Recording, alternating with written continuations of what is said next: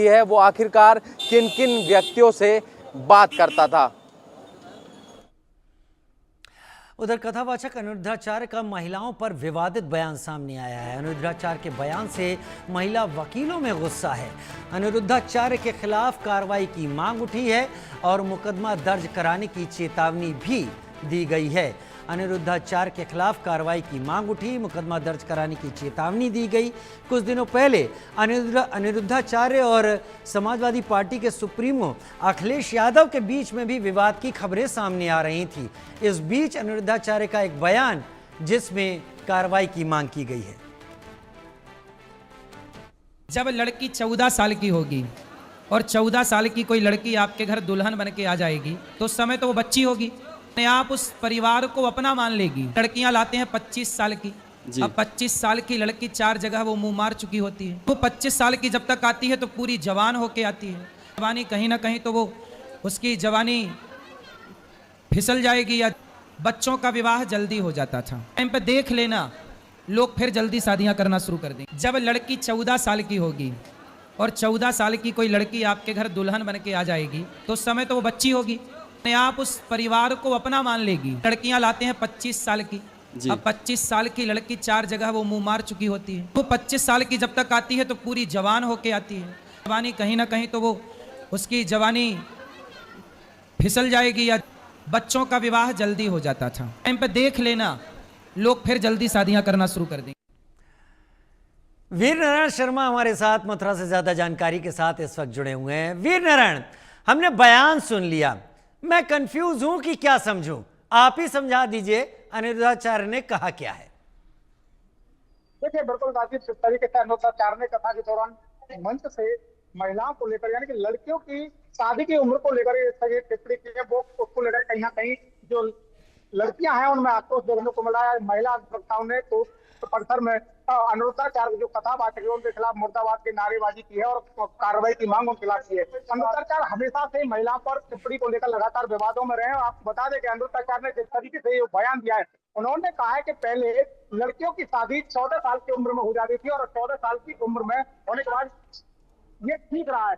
हालांकि अब जिस तरीके से जब 25 साल की उम्र में लड़कियों की अगर शादी करेंगे तो वो जब तक 4 जगह मुंह मारने से वहां पहुंचेंगी, तो ये जिस तरीके से उन्होंने जो अमर्यादित बयान है, क्योंकि जिस तरीके से लड़कियों के मुंह मारने की बात उनके द्वारा कही गई, इसको लेकर के जो लड़कियां हैं उनमें काफी आक्रोश है, महिलाओं में आक्रोश है।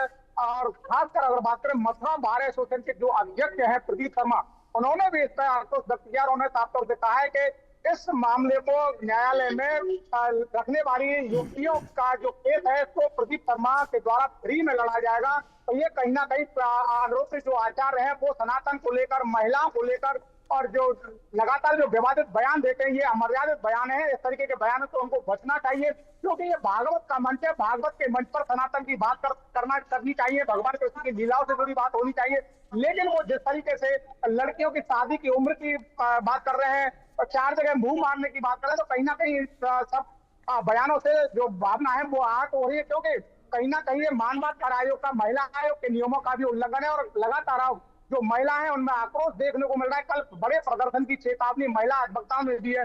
आज संगठन की जो महिला है वो एकत्र हुई और न्यायालय परिसर में बाकायदा अनिरुद्धाचार्य के खिलाफ कार्रवाई की मांग को लेकर उन्होंने नारेबाजी की। और नारेबाजी नहीं, उन्होंने साफ तौर से एसएसपी को एक पत्र भी लिखा है और साफ तौर से उन्होंने कहा है कि जिस तरीके से महिलाओं को लेकर, लड़कियों की उम्र को लेकर कथावाचक अनिरुद्धाचार्य ने जो बयान दिया है वो अमर्यादित है, कहीं ना कहीं महिला आयोग के नियमों का उल्लंघन है। इस तरीके के बयान कैसे दे सकते हैं वो? श्रीमद् भागवत कथा के दौरान इस तरीके के बयान देना अनुचित है और उन्होंने कहा कि इसके खिलाफ कार्रवाई होनी चाहिए। हालांकि अनिरुद्धाचार्य की तरफ से अभी तक कोई प्रतिक्रिया नहीं है, क्योंकि वो भारत से बाहर है। ऑस्ट्रेलिया के सिडनी में उनकी कथा चल रही है और कथा में आने के बाद अनिरुद्धाचार्य के जो प्रतिक्रिया होगी वो दी जाएगी। हालांकि हमने उससे संपर्क करने का प्रयास भी किया था, लेकिन उनका फोन नहीं उठने के कारण उससे संपर्क नहीं हो सका।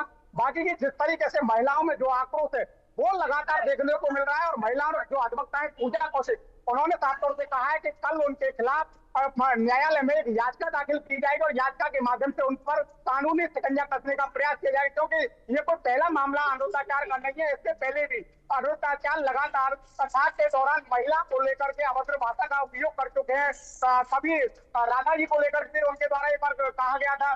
तो इस तरीके के जो अमरत भाषा का जो प्रयोग है वो उनके लिए ट्रेंड बन गया है, वो सुर्खियां बटोरना चाहते हैं। तो इसको लेकर के जो महिला अधिवक्ता में आक्रोश है, लगातार उनके आक्रोश को देखते हुए अनुरोधाचार्य उनकी मुश्किलें भी बढ़ना लगभग तय मानी जा रही है, क्योंकि मथुरा बार एसोसिएशन के जो अध्यक्ष हैं प्रदीप शर्मा, उन्होंने भी महिलाओं को समर्थन किया और उन्होंने कहा कि अनुरोधाचार्य के खिलाफ जो याचिका दाखिल करेंगे उसका कोई शुल्क नहीं लिया जाएगा और ये पूरा जो मुकदमा होगा उसे निःशुल्क बार एसोसिएशन की ओर से लड़ा जाएगा।